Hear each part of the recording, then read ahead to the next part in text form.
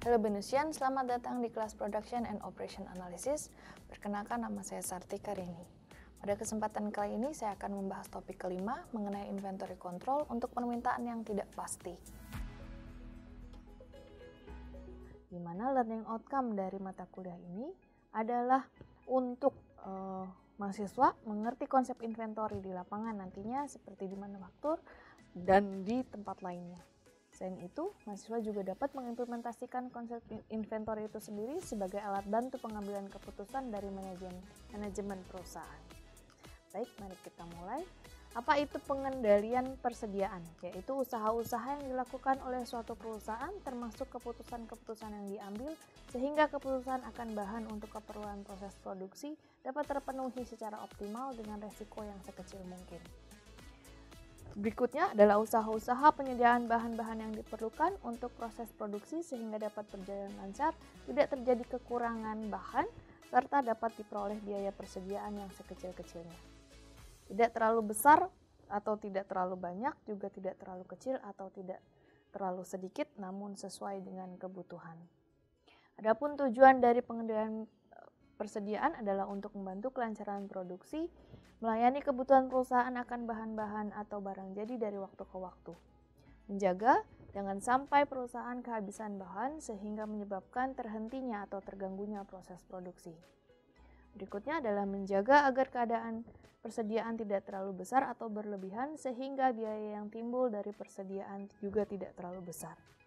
Untuk memenuhi permintaan pelanggan juga diperlukan apabila biaya untuk mencari bahan atau bahan pengganti yang kehabisan atau juga stock out yang relatif besar.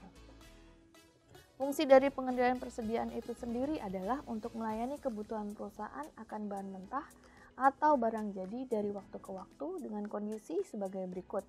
Apabila jangka waktu pengiriman bahan mentah relatif lama, maka perusahaan perlu persediaan bahan mentah yang cukup untuk memenuhi kebutuhan perusahaan selama jangka waktu pengiriman. Seringkali jumlah yang dibeli atau diproduksi lebih besar daripada yang dibutuhkan. Apabila permintaan barang hanya sifatnya musiman, sedangkan tingkat produksi setiap saat adalah konstan, maka perusahaan dapat melayani permintaan tersebut dengan membuat tingkat persediaannya berfluktuasi mengikuti fluktuasi permintaan. Selain itu, untuk memenuhi permintaan pelanggan, persediaan juga diperlukan apabila biaya untuk mencari bahan atau bahan pengganti atau biaya kehabisan barang atau juga bahan yang relatif besar. Biaya-biaya dalam persediaan. Yang pertama adalah biaya pemesanan, yaitu biaya yang dikeluarkan sehubungan dengan kegiatan pemesanan bahan atau barang sejak dari penempatan pemesanan sampai tersedianya barang di gudang. Meliputi semua biaya administrasi dan penempatan order, biaya pemilihan vendor, pemasok, biaya pengangkutan dan bongkar muat, biaya penerimaan dan pemeriksaan barang. Berikutnya adalah biaya penyimpanan, biaya yang dikeluarkan berkenaan dengan diadakannya penyediaan barang. Antara lain, biaya sewa gudang, biaya administrasi, biaya listrik, biaya modal yang tertanam oleh persediaan, biaya asuransi, ataupun biaya kerusakan, kehilangan, atau penyusuan barang selama penyimpanan. Yang ketiga adalah biaya kekurangan persediaan, di mana biaya yang timbul sebagai akibat tidak tersedianya barang pada waktu yang diperlukan. Meliputi biaya kehilangan waktu produksi bagi mesin dan karyawan karena terhentinya proses produksi karena tidak adanya material.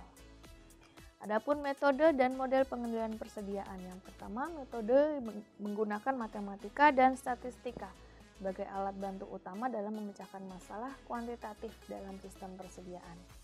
Pada dasarnya, metode ini berusaha mencari jawaban optimal dengan menentukan pertama, yaitu jumlah pemesanan optimal atau EOQ, Economic Order Quantity.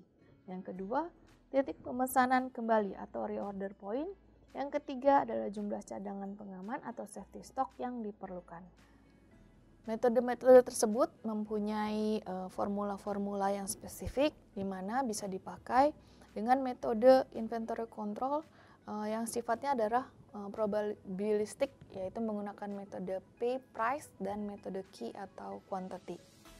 Ini bisa diperlihatkan dalam diagram berikut ini, yaitu diagram pengendalian persediaan dengan metode P, di mana interval dari pemesanannya sendiri terlalu fluktuatif. Dan yang kedua adalah diagram pengendalian menggunakan persediaan key, di mana permintaannya fluktuatif namun sedikit bisa konstan karena mempunyai safety stock dan ada waktu reorder point. Adapun metode IOKI sendiri dengan back order, berikut formulanya. Lalu persediaan maksimumnya juga ada formulanya, juga total biaya persediaan.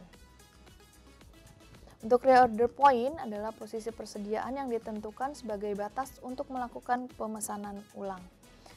Ditetapkan pada tingkat persediaan yang cukup tinggi untuk mengurangi risiko kemungkinan persediaan habis. Dan perhitungan reorder point adalah R sama dengan M ditambah ST. Dan berikutnya adalah periodic review system, di mana persediaan barang jadi diperiksa secara periodik dan hal ini sudah cukup dan lebih baik daripada diperiksa secara terus-menerus.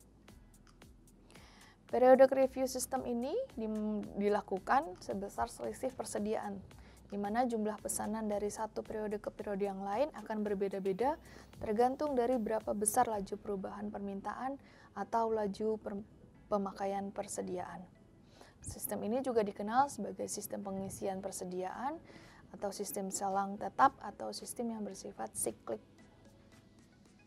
Sistem ini digunakan untuk ulasan periode T, tingkat pengisian atau reorder.